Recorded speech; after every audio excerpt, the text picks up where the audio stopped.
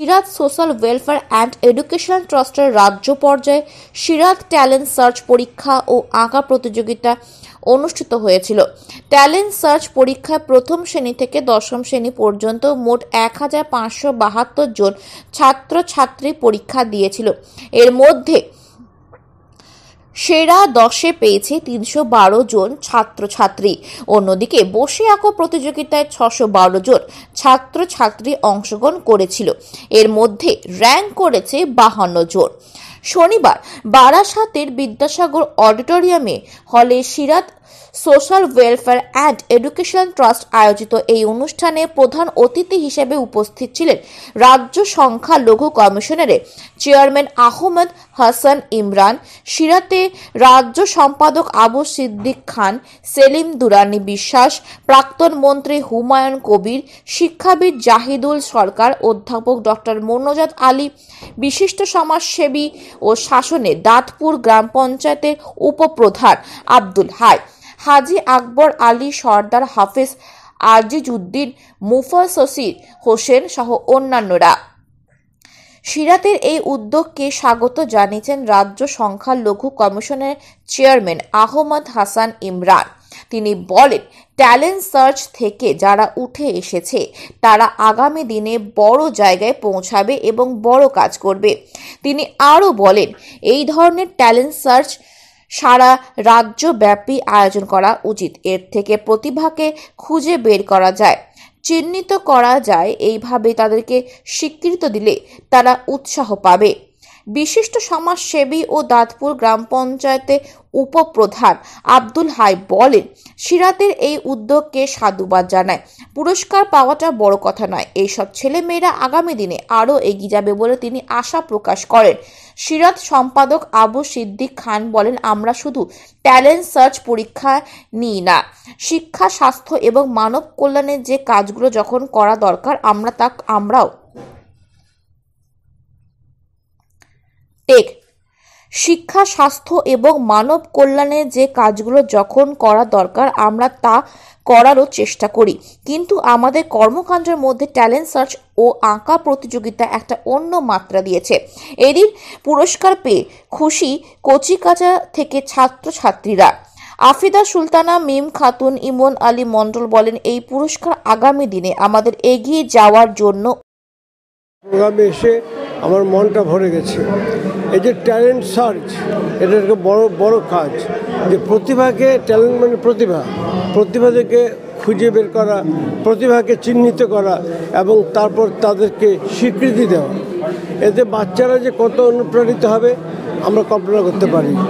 তাদের অভিভাবকরা, যাদের মধ্যে হয়তো অনেকেই কষ্ট করে বাচ্চাকে পড়াচ্ছেন, যখন বাচ্চার সাফল্য তারা দেখেন এবং দেখেন একটা ভালো মঞ্চে তাদেরকে পুরস্কৃত করা হচ্ছে, স্বীকৃতি দেওয়া হচ্ছে, তাদের মনটা ভরে যায়। তারা উৎসাহ পান যে আমার আত্মীয় স্বজনের বাচ্চাকেও সিরাত ট্যালেন্ট সার্চে যাতে তারা অংশগ্রহণ করতে পারে সেভাবে তৈরি করতে হবে, সেভাবে তাদের লেখাপড়া করাবো। খুব ভালো উদ্যোগ। এখান থেকে হিন্দু মুসলিম সমস্ত ছেলেমেয়েদেরকে আমি দেখলাম, অভিভাবকদের দেখলাম। এর থেকে বেশি আমাদের আর কি চাই? আমাদের বাংলা সম্প্রীতির বাংলা। সিরাতের আবু সিদ্দিক সাহেবকে আমি অভিনন্দন জানাবো। তিনি সবাইকে নিয়ে কাজ করছেন এবং সাংবাদিক যারা আপনারা এসছেন, আপনাদেরও কর্তব্য এই ধরনের ইতিবাচক অনুষ্ঠানকে তুলে ধরা মানুষের কাছে। তো আপনাদের সবাইকে ধন্যবাদ। সবাইকে আজকে এই অনুষ্ঠানে এসে আমাদের জীবনের লক্ষ্য, যারা ছোট্ট ছোট্ট ছেলে মেয়ে যারা ভালো শিক্ষায় শিক্ষিত হবে, অর্জন করবে, তারা একটা এই যে ছোট্ট পুরস্কার পাচ্ছে, এটা না এদের কাছে অনেক বড় পুরস্কার। এখন থেকে যদি এরকম শিক্ষার দিকে এরকম যদি যারা প্রোগ্রাম করেছে আমাদের ভাই আবু সিদ্দিক সাহেব, আমি তাকে অভিনন্দন জানাবো, তাদের কমিটিকে অভিনন্দন জানাবো এবং যারা রাজ্য থেকে সহযোগিতা করেছে তাদেরকে অভিনন্দন জানাবো। আগামী দিনে যেন আরও বড়, এর থেকে আরও বড় প্রোগ্রাম তারা শিক্ষার জন্য করতে পারে।